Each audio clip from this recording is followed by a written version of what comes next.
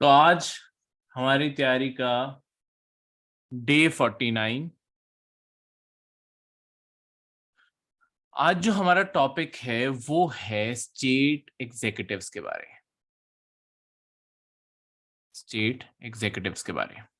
अब state executive से क्या मतलब है? देखो, हमने जैसे यूनियन एग्जीक्यूटिव्स पढ़े थे, हमने यूनियन एग्जीक्यूटिव्स के टाइम पढ़ा था प्रेसिडेंट का ऑफिस, उसके बाद वाइस प्रेसिडेंट का ऑफिस, प्राइम मिनिस्टर का ऑफिस और काउंसिल ऑफ मिनिस्टर का ऑफिस। ठीक है। स्टेट एग्जीक्यूटिव्स में और लास्ट में बस टचअप दिया था अटॉर्नी जनरल ऑफ इंडिया को।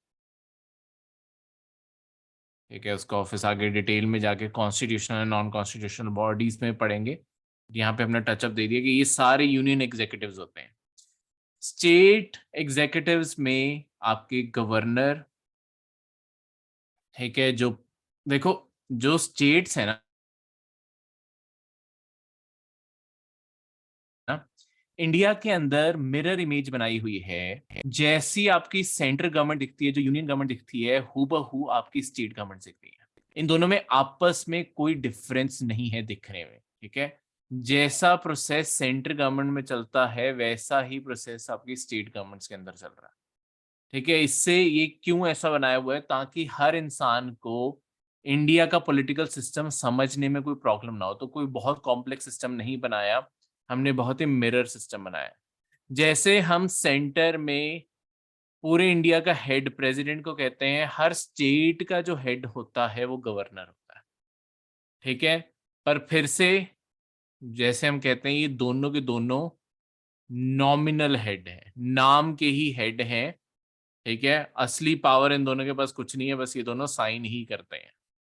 ठीक है, सिर्फ इनके नाम पे सारे फैसले लिए जाते हैं, एक्चुअली इन दोनों के पास कोई ज्यादा पावर नहीं है। ठीक है, सेंटर में उसके बाद वाइस प्रेसिडेंट का ऑफिस है, वो इसलिए रखा गया है कि अगर कभी प्रेसिडेंट की डेथ हो जाए तो रिप्लेस कर सके। देखो, स्टेट्स में कोई भी डेप्यूटी गवर्नर या ऐसा कोई ऑफिस नहीं रखा गया है, क्योंकि अगर गवर्नर की पोस्ट थोड़े टाइम के लिए खाली भी हो जाती है तो कोई इश्यू नहीं है, और गवर्नर्स बहुत जल्दी अपॉइंट किए जा सकते हैं। उसका एक प्रोसेस है, वो मैं आपको बताऊंगा। ठीक है, तो यहाँ पे कोई भी डेप्यूटी गवर्नर जैसी पोस्ट नहीं बनाई गई। इसके बाद सीधा आपके चीफ मिनिस्टर और उनका काउंसिल ऑफ मिनिस्टर एग्जिस्ट करते हैं। देखो, जो प्रोसेस हमने यहाँ पे पढ़ा था एज इट इज, ये प्रोसेस यहाँ पे है। ये दोनों आइडेंटिकल चीज है, तो हमें इनके बारे तो बिल्कुल दोबारा से वो चीज पढ़ने की जरूरत नहीं है। बस यहाँ पे याद रखना, जैसे प्राइम मिनिस्टर मैंने आपको बताया था, वो पर्सन होता है जिसके पास मेजोरिटी सपोर्ट होती है लोकसभा की।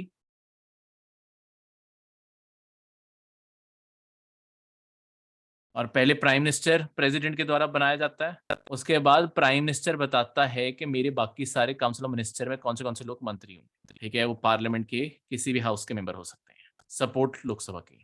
स्टेट्स के अंदर, ज्यादातर स्टेट्स के अंदर सिर्फ एक ही हाउस एग्जिस्ट करता है। ज्यादातर स्टेट्स को हम यूनिकैमरल कहते हैं। यूनिकैमरल का मतलब उनके वहां पे जो लेजिस्लेचर है वहां पे सिर्फ एक ही हाउस है, उसे कहते हैं स्टेट लेजिस्लेटिव असेंबली। यहाँ पे ये प्रोसेस है, जिस पर्सन के पास स्टेट लेजिस्लेटिव असेंबली में मेजॉरिटी सपोर्ट होगी वो पर्सन बनेगा आपका चीफ मिनिस्टर। उसे चीफ मिनिस्टर बनाता है गवर्नर। गवर्नर यही देखेगा किसके पास पहले तो मेजॉरिटी सपोर्ट है या कौन अचीव कर पाएगा मेजॉरिटी सपोर्ट। जो मैंने आपको लास्ट लेक्चर में बताया था वही सारी चीज आप यहाँ पे रिवाइज कर सकते हो, जो मैंने प्राइम मिनिस्टर के केस में बताया था। उसके बाद चीफ मिनिस्टर बताता है गवर्नर को कि मेरे काउंसिल ऑफ मिनिस्टर में कौन हो। तो ये एज इट इज। और जैसे सेंटर में आपके लिखा हुआ है कि जो प्रेसिडेंट है वो हमेशा एड एंड एडवाइस से काम करेगा काउंसिल ऑफ मिनिस्टर की, सेम चीज यहाँ पे भी है कि जो गवर्नर है वो काउंसिल ऑफ मिनिस्टर की ही एड एंड एडवाइस पे काम करेगा। जो काउंसिल ऑफ मिनिस्टर कहेंगे वही काम आपका गवर्नर को करना पड़ेगा, वो अपनी मनमर्जी नहीं कर सकता। ठीक है, तो इस मामले में इस तरीके से सारी की सारी चीज आपकी क्रिएट की गई थी। क्लियर है? अब ये जो स्टेट एग्जीक्यूटिव्स का अगर मैं आपको चैप्टर बताऊं, आपके कॉन्स्टिट्यूशन में ये चैप्टर 6 है, मतलब आपका पार्ट 6 आ गया। ठीक है, कॉन्स्टिट्यूशन में चैप्टर को पार्ट बोला जाता है। पार्ट 6 आ गया, इसका नाम है सब अंडर हेडिंग है स्टेट एग्जीक्यूटिव्स, ठीक है। और इसमें स्टेट एग्जीक्यूटिव्स के जो आर्टिकल हैं, आर्टिकल 153 से लेके 167 तक इसके आर्टिकल्स हैं, ठीक है, जो स्टेट एग्जीक्यूटिव्स की बात करते हैं। क्लियर है? अब इससे आगे बढ़ते हुए देखो, सबसे पहले बात करते हैं गवर्नर को अपॉइंट कैसे किया जाता है, कौन पर्सन गवर्नर ऑफ इंडिया बन सकता है और कौन पर्सन नहीं बन सकता। सबसे पहले तो अपॉइंटमेंट अपॉइंटमेंट के अंदर जो है वो मैं आपको क्वालिफिकेशन बता दूं। एक पर्सन को क्वालिफिकेशन क्या चाहिए गवर्नर बनने की, ठीक है। देखो, क्वालिफिकेशन इसकी कोई ज्यादा नहीं है, सिर्फ दो चीजें हैं। सबसे पहले तो उसे सिटीजन ऑफ इंडिया होना चाहिए, कि वो इंडिया का ही सिटीजन हो। और दूसरी चीज, उसकी एज कम से कम 35 साल हो, ठीक है। ये चीज देखो, यानी कि अब तीन लोगों की एज आपकी 35 ईयर्स की एज है, वो है प्रेसिडेंट, वाइस प्रेसिडेंट और गवर्नर। ये वही लोग हो सकते हैं जिनकी एज कम से कम 35 साल हो, ठीक है। तो आपके स्टेट के अंदर यही चीज है, ठीक है। अब अ, दूसरी जो चीज है, मतलब ये तो दो क्वालिफिकेशन, ये तो कॉन्स्टिट्यूशन के अंदर लिखी गई हैं। इसके अलावा ना आपकी दो कन्वेंशन फॉलो की जाती हैं। अब ये देखो, ये वर्ड ना हम आगे जाके पार्लियामेंट में कई बार यूज करने वाले हैं कि ये कन्वेंशन है। तो कन्वेंशन का मतलब क्या होता है वो मैं आपको समझा दूं। देखो, कन्वेंशन का मतलब है कि ये कहीं लिखी नहीं हुई और ये फॉलो की जाए ये भी जरूरी नहीं है, ठीक है। कन्वेंशन का मतलब है कि आपका एक तरह से जिसे हम कहते हैं कि रीति रिवाज बन गए हैं, यानी कि हम बस इस प्रैक्टिस को फॉलो करते हैं या कोशिश करते हैं बस फॉलो करें। ये कहीं लिखा नहीं हुआ, ना कॉन्स्टिट्यूशन में लिखा है, ना कहीं और रूल्स में लिखा है, ना कोई एक्ट बनाया गया, कुछ नहीं है। कन्वेंशन का मतलब होता है बस रीति रिवाज बन गए हैं ये पॉलिटी में। तो ये पॉलिटी में क्या रीति रिवाज बने हैं, एक तो है कि जो भी पर्सन गवर्नर बनाया जाए, जिस स्टेट का वो गवर्नर बनाया जा रहा है ना, गवर्नर उस स्टेट का should not be original resident of that state. इसका क्या मतलब है? देखो, जिस स्टेट का गवर्नर बनाया जा रहा है जिस पर्सन को, वो उस स्टेट के अंदर ओरिजिनली, मतलब उसी स्टेट का ना हो जाए। ऐसा नहीं है कि लेट्स सपोज राजस्थान का गवर्नर बनाया जाना है किसी को, और वो बंदा बचपन से राजस्थान के अंदर रहा, बचपन या अपनी ज्यादातर लाइफ वो पहले ही राजस्थान के अंदर बिता चुका है, ठीक है। तो कोशिश की जाती है ऐसे पर्सन को ना अपॉइंट किया जाए जो उसी स्टेट के अंदर पहले रहा हो, उसी स्टेट के अंदर सारी चीज। ऐसा क्यों? देखो, जिस भी स्टेट के अंदर हम रह रहे हैं, आप किसी भी स्टेट के अंदर, जिस भी स्टेट को आप बिलोंग करते हो खासकर, अगर उस स्टेट की अगर आप पॉलिटी देखोगे ना, आपको उस पॉलिटी, वहाँ के लोकल पॉलिटिशियंस, उनकी इमेज, ठीक है, आप अपने पेरेंट्स से आसपास हर जगह से सुनते आए हो, तो आपके मन में किसी ना किसी पार्टी के लिए, किसी ना किसी पर्सन के लिए एक नेचुरली बायस हो सकता है। बायस का मतलब है भेदभाव करने में, फिर आप कर सकते हो कि ये बंदा, तुम्हें पता है ये बुरा है, तुम्हें बचपन से बुरा लगता है, तो तुम बुराई करोगे, ठीक है। उनकी गवर्नमेंट, उनकी चीजों का साथ नहीं दोगे शायद, ये सारी चीजें। तो यहाँ पे ऐसा कोई बायस क्रिएट ना हो, ऐसा कुछ ना हो, इस कारण कोशिश की जाती है कि गवर्नर उस स्टेट का ही ना हो। फिर दूसरा, जब भी गवर्नर को अपॉइंट करना होता है, किसी भी नए गवर्नर को अपॉइंट करना होता है, हमेशा कोशिश की जाती है कि जो भी स्टेट के अंदर अपॉइंट किया जा रहा है, वहां के चीफ मिनिस्टर से पूछ लिया जाए कि क्या हम इस पर्सन को गवर्नर अपॉइंट कर दें, ठीक है। ऐसा क्यों? देखो, अगर चीफ मिनिस्टर और गवर्नर में आपस में नहीं बनेगी, ठीक है, गवर्नर और चीफ मिनिस्टर में आपस में ही नहीं बन रही है, तो आपकी स्टेट की गवर्नमेंट चलेगी कैसे? क्योंकि ये कुछ एडवाइस देंगे, गवर्नर मानेगा नहीं, साइन ही नहीं करेगा, वो तो हर चीज पे ही पॉकेट वीटो लगा के बैठ जाएगा। जैसे प्रेसिडेंट के पास वीटो पावर्स हैं, सेम गवर्नर के पास भी वीटो पावर्स है, ठीक है। ये अगले लेक्चर में हम पढ़ेंगे। तो जैसे आपके प्रेसिडेंट के पास वीटो पावर है, वैसे ही आपके गवर्नर के पास, तो वो तो हर चीज पे वीटो लगा देगा। इसलिए अंडरस्टैंडिंग होनी बहुत जरूरी है। इस कारण कोशिश की जाती है पूछ ले। पर एक चीज मैं तुम्हें क्लियर कर दूं, ये दोनों कन्वेंशंस कोई बाइंडिंग नहीं है। और बहुत सारे इंडिया के अंदर केसेस ऐसे देखे गए हैं जहां पे ये दोनों कन्वेंशन ही फॉलो नहीं की गई। तो ये है तो रीति रिवाज ही ना मानो। ठीक है, तो गवर्नमेंट्स को अच्छा लगता है तो मान लेती हैं, नहीं अच्छा लगता तो नहीं मानती। दोनों चीजें ही चलती हैं इंडिया के। ठीक है, तो ये कोई बाइंडिंग रूल नहीं है। तो अब फिर बात आती है कि प्रेसिडेंट को फिर गवर्नर को अपॉइंट कैसे किया जाता है। देखो, गवर्नर की जो अपॉइंटमेंट है, appointed by the president of India. Governor को प्रेसिडेंट ऑफ इंडिया के द्वारा अपॉइंट किया जाता है। ठीक है,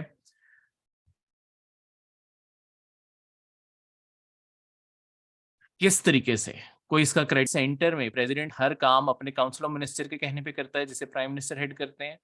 यानी कि जो उनके काउंसिल ऑफ मिनिस्टर ने कह दिया प्रेसिडेंट को कि इस पर्सन को स्टेट का गवर्नर बना दो, प्रेसिडेंट साइन कर देगा और उस पर्सन को स्टेट का गवर्नर बना देगा। इसका कोई क्राइटेरिया, मेथड कुछ नहीं स्पेसिफाई किया हुआ। जिस भी पर्सन को प्रेसिडेंट चाहेगा वो उससे गवर्नर बना सकता है।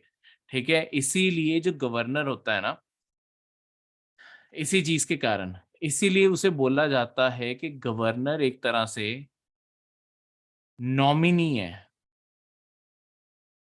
Of the central government. Central government का नॉमिनी है, सेंट्रल गवर्नमेंट का एजेंट है। वो एक तरह से, देखो हमारे यहाँ पे मैंने आपको बहुत स्टार्टिंग के लेक्चर्स में बताया था कि हमारे कॉन्स्टिट्यूशन का एक जनरल फीचर है कि हमारे कॉन्स्टिट्यूशन में कुछ फीचर्स यूनिटरी हैं, कुछ फीचर्स फेडरल हैं। पर मैंने तुम्हें बताया था हमारे अल्टीमेटली इंडिया के अंदर जो यूनियन गवर्नमेंट है, जो सेंटर गवर्नमेंट है, वही ज्यादा स्ट्रांग है स्टेट गवर्नमेंट से। ठीक है, स्टेट गवर्नमेंट से ज्यादा यूनियन गवर्नमेंट स्ट्रांग है। उसका एक कारण यहाँ पे भी, मतलब उसका एक रीजन यहाँ पे भी दिखता है कि अल्टीमेट कंट्रोल हर स्टेट के अंदर, के कोई स्टेट अपनी मनमर्जी ना कर ले। वहां पे जो गवर्नर्स हैं वो कुछ अपनी हर स्टेट के अंदर जो चीफ मिनिस्टर हैं, उनके जो मिनिस्टर्स हैं, हर स्टेट अपनी ऐसी कोई वहां पे काम ना होने लग जाए जो एंटी इंडिया है। तो उन्होंने अपनी जो सबसे टॉप पोस्ट है पूरी स्टेट की, जो हाईएस्ट पोस्ट है गवर्नर की, उसके अंदर जो एजेंट है, जो पर्सन बिठाया हुआ है, वो डायरेक्टली सेंट्रल गवर्नमेंट के द्वारा अपॉइंट किया जा रहा है। सेंट्रल गवर्नमेंट फेवर करता हो और यूनियन ऑफ इंडिया को फेवर करता हो। ठीक है, ऑब्वियसली ऐसा तो नहीं बिठाएगी जो यूनियन के खिलाफ बोलता हो, बोलेगा तो हटा देंगे। ठीक है, अपॉइंट भी प्रेसिडेंट के द्वारा किया जाता है, और इसका जो रिमूवल का प्रोसेस है, इसे हटाने का जो प्रोसेस है, उसकी सिंपल सी लाइन है कि ये ऑफिस अपना प्लेजर ऑफ द प्रेसिडेंट से होल्ड करता है। यानी कि जब तक प्रेसिडेंट ऑफ इंडिया चाहेंगे कि हाँ ये पर्सन कुर्सी पे बैठा रहे गवर्नर की, वो बैठा रहेगा।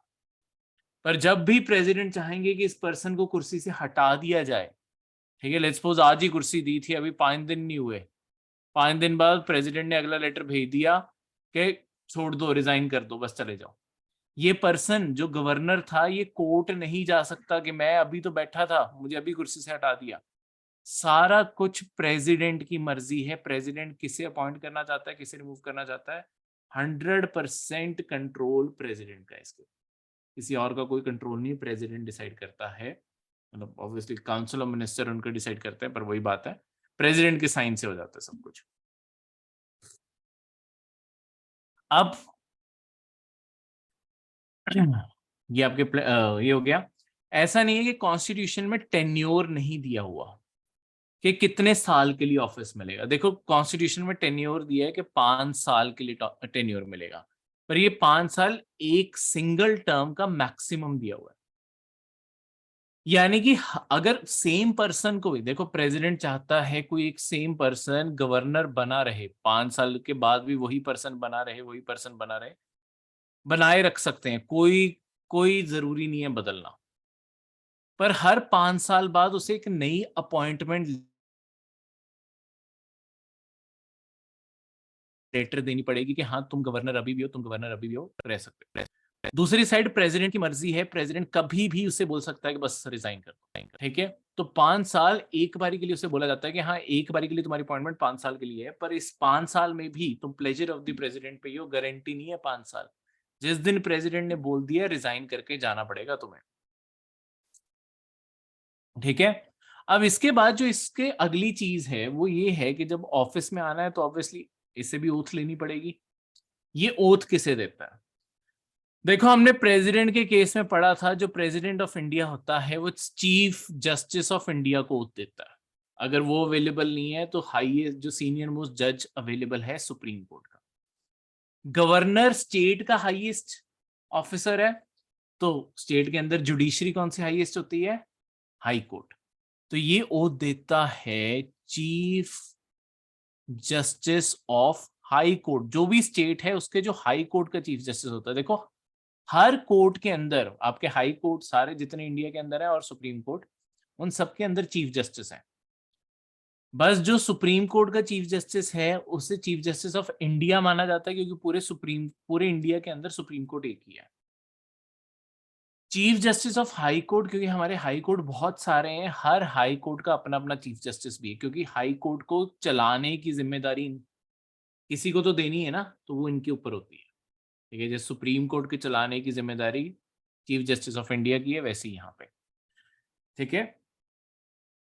अब ये जो आपके chief justice of the high court हैं, ये ओथ दिलाते हैं। अगर वो अवेलेबल नहीं है, वही यहाँ पे भी आता है सीनियर मोस्ट जज of high court. High court के जो भी सीनियर मोस्ट जज होंगे वो ओथ दिलाएंगे, ठीक है। तो ये चीज याद रखना, ये स्टेटमेंट्स बन जाती हैं पेपर में, ठीक है। क्लियर है?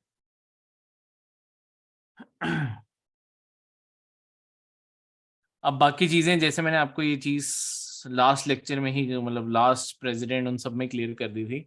देखो हमारे इंडिया में सिर्फ एक ही ये सिस्टम हर जगह एग्जिस्ट करता है, ये अभी से ही याद रख लो, मुझे आगे भी कहीं बार बार रिपीट करने को ना पड़े, कि इंडिया के अंदर सिर्फ एक ही ऑफिस तुम होल्ड कर सकते हो, ठीक है। तो अगर तुम एक ऑफिस होल्ड कर रहे हो, जैसे लेट्स सपोज तुम एमएलए हो, तो तुम गवर्नर नहीं रह सकते, ठीक है।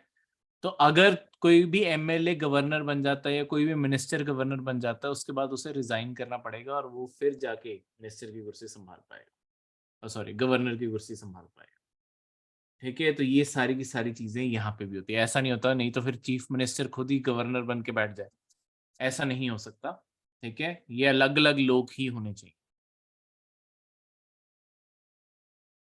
क्लियर है?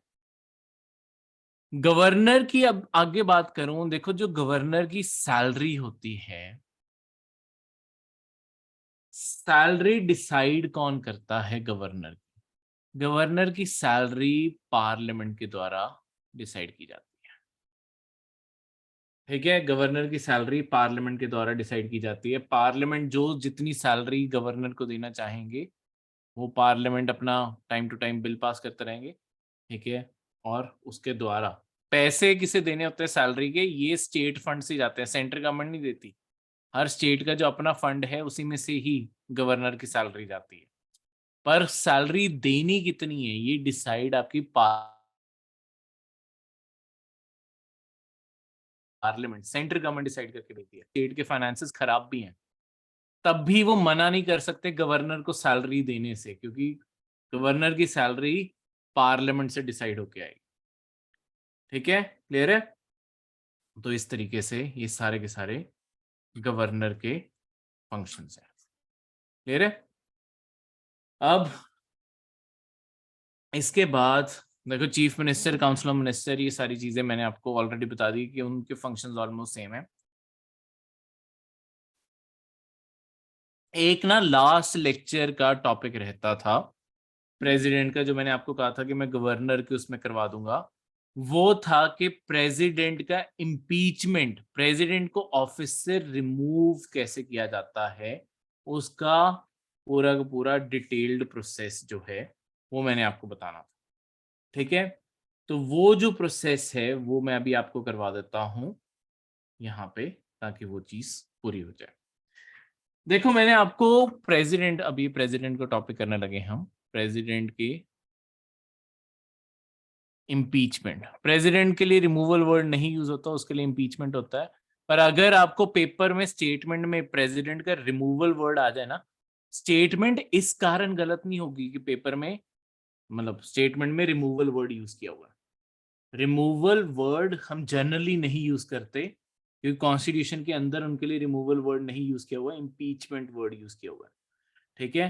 पर अगर रिमूवल वर्ड आ गया स्टेटमेंट में, तो स्टेटमेंट इस कारण गलत मत कर देना कि रिमूवल वर्ड होना नहीं चाहिए, इम्पीचमेंट होनी चाहिए, नहीं। मतलब क्योंकि दोनों का सेम है तो मतलब एक्सचेंज हो सकता है, उस चीज के कारण हम कोई स्टेटमेंट सही गलत नहीं करते। ओवरऑल स्टेटमेंट का मतलब सही है या नहीं वो स्टडी करना है,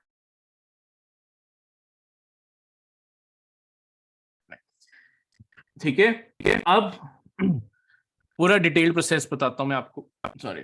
अब देखो, ग्राउंड एक ही दिया हुआ है, मैंने आपको पहले बताया था। प्रेसिडेंट को सिर्फ एक ही ग्राउंड पे रिमूव किया जा सकता है, वो है वायलेशन ऑफ द कॉन्स्टिट्यूशन, कि कॉन्स्टिट्यूशन की वायलेशन की है उसने, ठीक है। अब ये जो वायलेशन ऑफ द कॉन्स्टिट्यूशन है, ये अपने आप में, ये जो वर्ड है वायलेशन ऑफ द कॉन्स्टिट्यूशन, किस चीज को वायलेशन माना जाएगा कॉन्स्टिट्यूशन की, ये चीज कॉन्स्टिट्यूशन के अंदर डिफाइंड नहीं है, ठीक है। ये चीज कॉन्स्टिट्यूशन के अंदर डिफाइंड नहीं है कि वायलेशन ऑफ द कॉन्स्टिट्यूशन किसे माना जाएगा। अब अ, एक मिनट,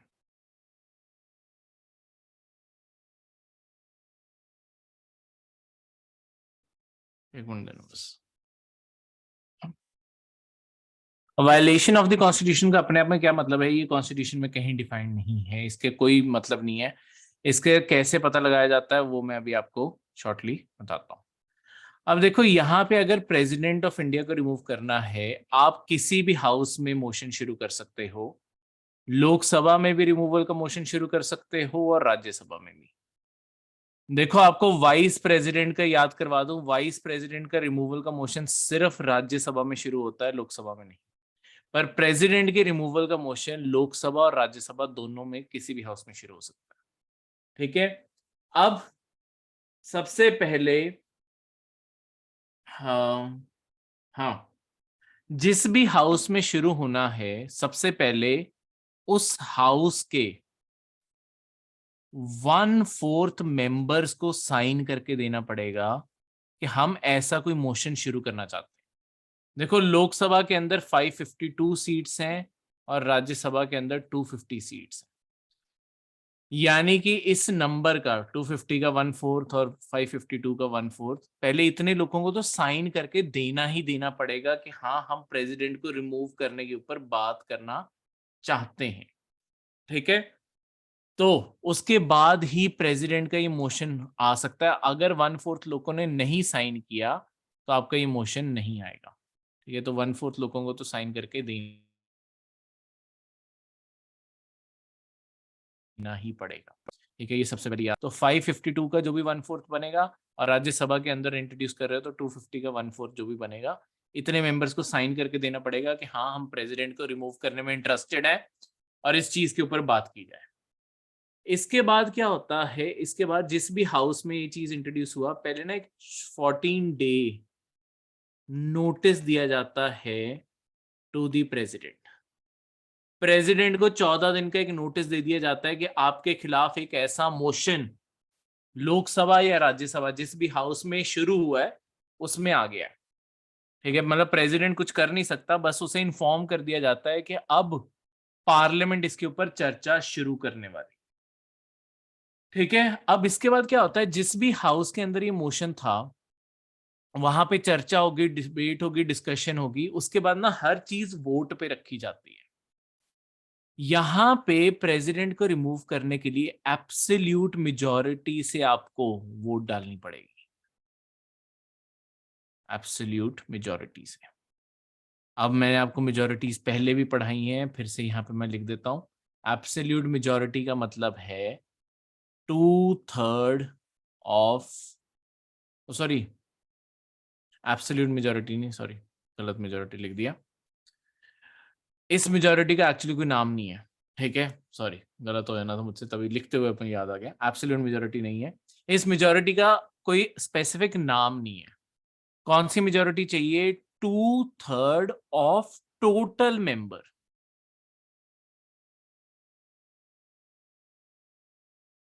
यानी कि लोकसभा के अंदर अगर आप पास कर रहे हो तो 552 मेंबर्स में से 2/3 जो लोग हैं वो हाँ में वोट डाले, यस में वोट डाले।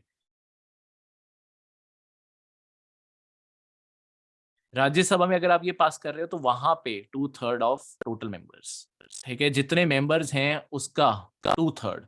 तो इसकी कोई, इस मेजोरिटी का कोई नाम नहीं है, क्योंकि टोटल मेजोरिटी का मतलब होता है अपने आप में 50% प्लस 1 ऑफ टोटल। तो वो भी नहीं बना, एब्सोल्यूट भी नहीं बना, वो गलती से मैं इससे वो करने लगा था, ठीक है। तो इस मेजोरिटी का कोई नाम नहीं है, इस तरीके से ये पास होता है, ठीक है। अब यहाँ पे अगर इस हाउस ने, अब देखो लेट्स सपोज लोकसभा में शुरू हुआ था, लोकसभा ने पास कर दिया, या राज्यसभा में शुरू हुआ था, दोनों में एक साथ नहीं हो सकता, किसी एक हाउस में होगा। अगर लोकसभा ने शुरू किया, लेट्स सपोज उन्होंने पास कर दिया, राज्यसभा ने शुरू किया, उन्होंने पास कर दिया। अब ये बिल जो जाता है, bill goes to the other house. जो ये लोकसभा के केस में दूसरा हाउस जो हो गया वो हो गया राज्यसभा।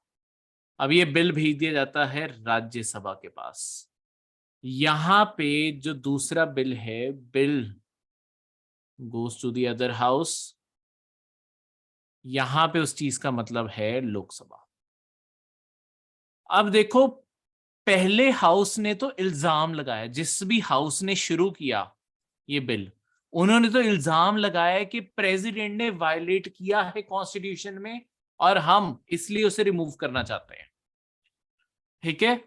पर ये चार्ज सही है या नहीं है ये प्रूव करना उसे नहीं दिया जाता जो एक्चुअली हाउस ये कर रहा है, मतलब जिसने चार्ज लगाया है। जब ये बिल दूसरे हाउस पे जाएगा ना, उनका पहला काम होता है इन्वेस्टिगेट करना, इन्वेस्टिगेट द चार्जेस, ठीक है। जो दूसरा हाउस होगा वो हमेशा इन्वेस्टिगेट करेगा, इन्वेस्टिगेट द चार्जेस, ठीक है। इस चीज के लिए वो एक कमेटी बनाएंगे और वो सारे जो इल्जाम लगे हैं प्रेसिडेंट के ऊपर, उसके ऊपर वो इन्वेस्टिगेट करना शुरू करेंगे कि क्या ये इल्जाम सही लगे हैं, गलत लगे हैं, कैसे लगे हैं। अब ये जो सारी की सारा प्रोसेस है, इस टाइम पे मतलब देखो, प्रेसिडेंट को यहाँ स्टार्टिंग में सिर्फ नोटिस दिया था, यहाँ पे प्रेसिडेंट आके अपनी सफाई भी पेश कर सकता है कि देखो मैंने ये किया तो क्यों किया, क्योंकि पहले हाउस ने तो इल्जाम लगाया है, वो तो प्रेसिडेंट की क्यों बात सुनेंगे, वो तो इल्जाम में ही है, ठीक है। तो दूसरे हाउस इन्वेस्टिगेट करने के लिए बोला गया और दूसरे हाउस के आगे प्रेसिडेंट आता है और अपनी सफाई पेश कर सकता है। ये जो भी इन्वेस्टिगेटिंग कमिटी बनाई जाएगी, सारा हाउस एक साथ नहीं इन्वेस्टिगेट कर रहा होता, एक कमिटी बना दी जाती है, उस कमिटी के आगे प्रेसिडेंट आके अपनी सफाई भी पेश कर सकता है। अब ये इन्वेस्टिगेशन के साथ जो भी रिपोर्ट आएगी उसके बाद वोट डालने को बोला जाता है कि क्या प्रेसिडेंट को रिमूव करना है या नहीं करना। रिमूवल सेम वही दोबारा से, अगर उन्हें भी करना है 2/3 ऑफ टोटल मेंबरशिप से ही रिमूव करना पड़ेगा, ठीक है। 2/3 वही सेम जो लिखा हुआ है ऑफ टोटल मेंबरशिप,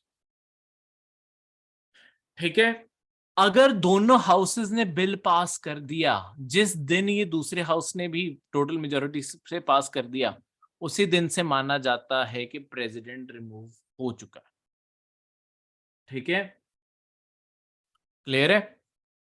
तो इस तरीके से अब एक जो बहुत बड़ा फर्क है प्रेसिडेंट के इलेक्शन में और प्रेसिडेंट के रिमूवल में, वो चीज हम यहाँ पे स्टडी करें। देखो, प्रेसिडेंट के इलेक्शन के टाइम आपकी स्टेट्स भी पार्टिसिपेट करती हैं, ठीक है, इलेक्शन के टाइम ये भी पार्टिसिपेट करती हैं। पर जब रिमूव किया जा रहा है, रिमूवल के टाइम स्टेट्स की कोई आवाज नहीं, स्टेट्स से कोई वोट नहीं जाती। दूसरी चीज है, देखो जब इलेक्ट किया जा रहा था, जब वहां पे जो आपके नॉमिनेटेड मेंबर्स थे पार्लियामेंट के, उन्हें बोला गया था कैन नॉट वोट, ठीक है, कि इलेक्शन के टाइम पे ये वोट नहीं डाल सकते। इलेक्शन के टाइम पे हमने बोला था ये कैन नॉट वोट। पर जब बात चल रही है प्रेसिडेंट को रिमूव करने की, तब ये वोट करते हैं। ये दो चीजें याद रखना प्लस ये पूरा प्रोसेस याद रखना, यहाँ से अक्सर ही क्वेश्चन बन जाते हैं। कहीं पे भी कोई डाउट हो वो आप मुझसे पूछ सकते हो, ठीक है, क्लियर है। चाहे आने वाले लेक्चर में मैं दोबारा भी समझा दूंगा, ठीक है। दोबारा से रिवाइज करवाता हूँ ये सारा। लोकसभा राज्यसभा किसी भी हाउस में आप रिमूवल का मोशन लेके आ सकते हो प्रेसिडेंट के लिए। उसका ग्राउंड रिमूवल का सिर्फ एक ही है, वो है वायलेशन ऑफ द कॉन्स्टिट्यूशन। पर वो जो जब मोशन लाना है उससे पहले 1/4 मेंबर्स को साइन करना पड़ेगा वो मोशन कि हाँ हम चाहते हैं प्रेसिडेंट रिमूव हो। फिर प्रेसिडेंट को 14 दिन का नोटिस भेजा जाता है, जिसके बीच में कोई डिस्कशन नहीं होती, 14 दिन बाद डिस्कशन शुरू होती है। फिर आपके लोकसभा के मेंबर या राज्यसभा जिस भी हाउस में ये बिल शुरू हुआ था, उन्हें 2/3 मेजोरिटी से इस बिल को पास करना पड़ेगा, टोटल मेंबर्स के।